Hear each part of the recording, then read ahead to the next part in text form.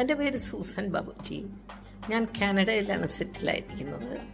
പക്ഷേ നാട്ടിൽ ഒരു 3 തവണയെങ്കിലും വർഷത്തിൽ വരും. ഞാൻ ഇപ്പോൾ ഈ വീഡിയോ ഇടുന്നത് രാഹുൽ മാങ്കൂട്ടത്തിനെ സപ്പോർട്ട് ചെയ്യാനാണ്. ഞാൻ ഈ ഫേസ്ബുക്കും ടിവിയും തുറന്നു കഴിഞ്ഞാൽ ഉടനെ കാണുന്നത് രാഹുലിനെ ക്രൂശിക്കുന്നതാണ്. ഇതിനെ വെള്ളരിക്കപ്പെട്ടണോ ഒരു മനുഷ്യനെ ഇങ്ങനെ ഇട്ട് പൊങ്കാലയിടുന്നത്? ഇതൊന്നും നിർത്ത്. രാഹുലിനെതിരെ ഇങ്ങനെ നടത്തുന്ന പോരാട്ടങ്ങളെല്ലാം വെറും ഫേക്കാണ്. ചുമ്മാതെ മനുഷ്യരെ തറ പറ്റിക്കാനുള്ള ഒരു സൂത്രം, അത്രേ ഉള്ളൂ.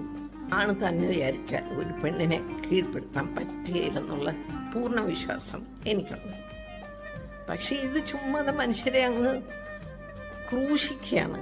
എന്തൊരു കഷ്ടമായത്. ഞാൻ രാഹുൽ മാങ്കൂട്ടത്തിനെ സപ്പോർട്ട് ചെയ്യുന്നു പൂർണ്ണമായിട്ടും. രാഹുൽ ഈശ്വറിൻ്റെ ന്യൂസ് മിക്കവാറും ഞാൻ കാണാറുണ്ട്. അദ്ദേഹം പറയുന്നത് വളരെ കറക്റ്റാണ്. എന്തിനാണ് ഈ ഒരു മനുഷ്യനെ ഇട്ട് ഇങ്ങനെ ക്രൂശിക്കുന്നത്? ഒരു പരിധിയില്ലേ ഇതിനൊക്കെ? ഇതിനെതിരായിട്ട് ഇവിടെ നാട്ടിൽ ഒരു നിയമവും ഇല്ലേ? ഇങ്ങനെയുള്ള ചുമ്മാ ഉള്ള ഫേക്ക് ന്യൂസ് എല്ലാം കൊടുക്കാൻ ഇങ്ങനെ നടക്കുകയാണ് കുറേ പേര്. കഷ്ടമുണ്ട്. ഈ വനിതാ കമ്മീഷന് ഉണ്ടല്ലോ കേരളത്തിൽ, അതുപോലെ പുരുഷ കമ്മീഷനും കൂടെ വെക്കണം, എന്നാലേ ഇത് ശരിയാവുള്ളൂ. എൻ്റെ അഭിപ്രായമാണ്. എല്ലാ പുരുഷന്മാരും നല്ലതാണെന്ന് ഞാൻ പറയുന്നില്ല. നല്ലവരുമുണ്ട്, ചീത്തയുമുണ്ട്. സ്ത്രീകളിലും നല്ലവരും ചീത്തയും എല്ലാം ഉണ്ട്.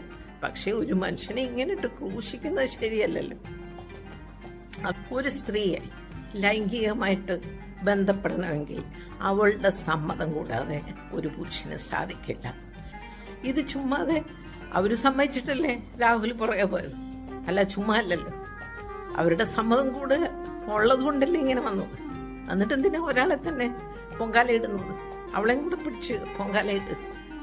അതാണ് ശരി. ഇത് രാഹുലിനെ മാത്രം ഇട്ട് പൊങ്കാലയിട്ട് അയാൾ രാഷ്ട്രീയത്തിൽ കയറി വരാതിരിക്കാനായിട്ട് എല്ലാവരും തല്ലി താഴെ ഇടുകയാണ് ചെയ്യുന്നത്. ഇത് നിർത്തണം. ഇതിനൊരറുതി വരുത്തണം. Okay, thank you.